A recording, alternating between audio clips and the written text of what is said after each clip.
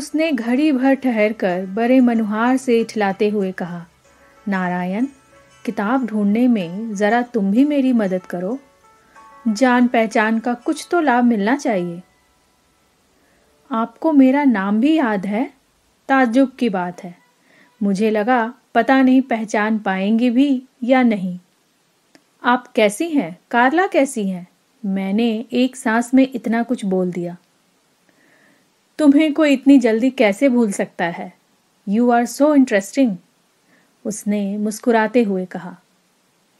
मैं यह समझने की कोशिश करने लगा कि यह व्यंग है या उत्साहवर्धन। कार्ला होटल में आराम फरमा रही है। उसे सुबह सुबह जगने की आदत नहीं। यह कहते हुए उसने अपने दोनों होठों को जीभ का स्पर्श दिया। गुलाबी रंग निखर आया। आप कौन सी किताब ढूंढ रही हैं? इंडियन फिलॉसफी, गीता रहस्य, धर्म दर्शन, कर्म योग, लाइफ डिवाइन। उसने तकरीबन दर्जन भर से ज्यादा किताबों का नाम बताया। कमाल की चॉइस है।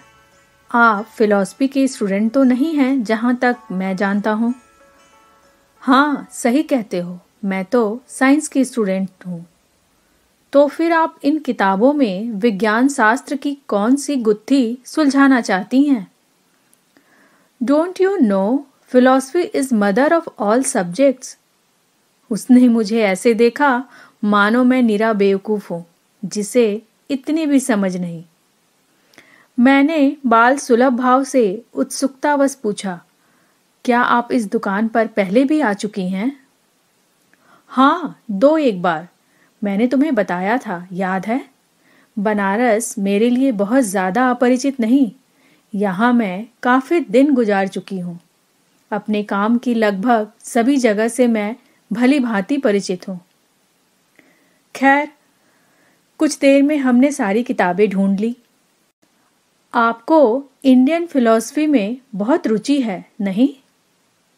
हाँ, सचमुच मुझे इंडियन फिलॉसफी बहुत पसंद है।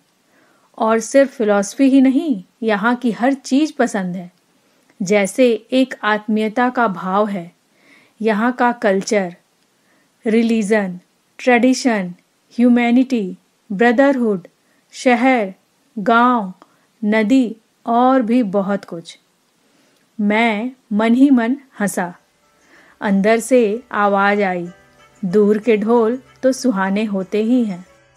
नमस्कार, मैं नीलम झा आज फिर उपस्थित हूँ आपके सामने ओम प्रकाश राय यायावर की किताब काशियाना लेके। 167 पेजों की इस किताब का मूल्य है 152 रुपया। अमेजन और किंडल एडिशन पर यह उपलब्ध है। इसे प्रकाशित किया है फ्लाई ड्रीम्स पब्लिकेशन ने। इस किताब से संबंधित और अधिक जानकारी आपको www.booktube.in पर प्राप्त हो जाएगी।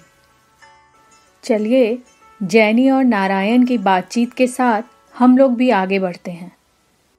तुम कुछ बोलने की बजाय सोचते ज्यादा हो। क्या चलता रहता है तुम्हारे अंदर?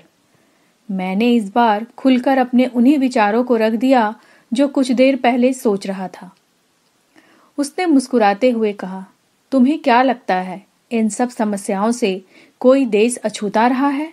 समस्याएं हर जगह रही हैं।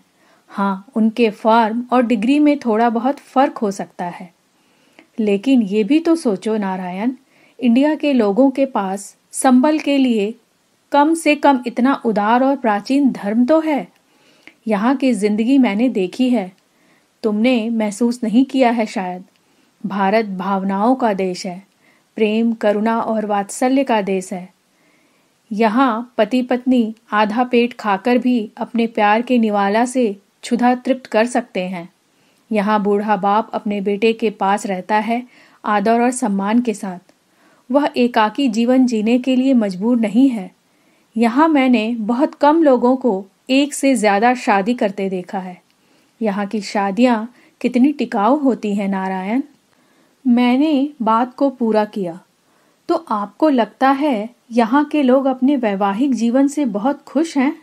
नहीं, कितनी बेमेल और बेढप शादियां हुई हैं यहाँ, और आज भी हो रही हैं। आप क्या जाने, यहाँ जिंदगी का नाम सिर्फ एडजस्टमेंट है। तुम अगर ठीक से अवलोकन करो तो यहाँ के लोग बाकी दूसरे देशों की तुलना में ज्यादा खुश हैं अपने दाम्पत्य जीवन से। रही बात एडजस्टमेंट की, तो ये हर हाल में करना होता है, अन्यथा जानवर की तरह अपना पार्टनर बदलते रहो, बच्चे बच्चियों को सड़क पर छोड़ते रहो, बस पूरी जिंदगी पार्टनर बदलने में ही गुजर जाती है। लेकिन खुशियां, संतुष्टि और आनंद हर हाल में तुमसे दूर होगी। यहाँ जिंदगी में एक डिसिप्लिन और सख्ती से इंद्रियों पर नियंत्रण का भाव रहा है, दमन का नहीं। ये मन बड़ा चंचल है नारायण, इसके लालच और महत्वाकांक्षा का कोई अंत नहीं। बुक ट्यूब से जुड़े रहने के लिए आप सभी को धन्यवाद। आप सब अधिक से अधिक इसे देखें और हर एक किताब प्रेमियों तक इसे पहुंचाने में हमारी मदद करें, जिससे वो तय कर सके कि यह किताब उन्हें पढ़नी चाहिए या नहीं। आप सब स्वस्थ रहें। हम फिर आएंगे एक नई किताब के साथ। तब तक के लिए नमस्कार।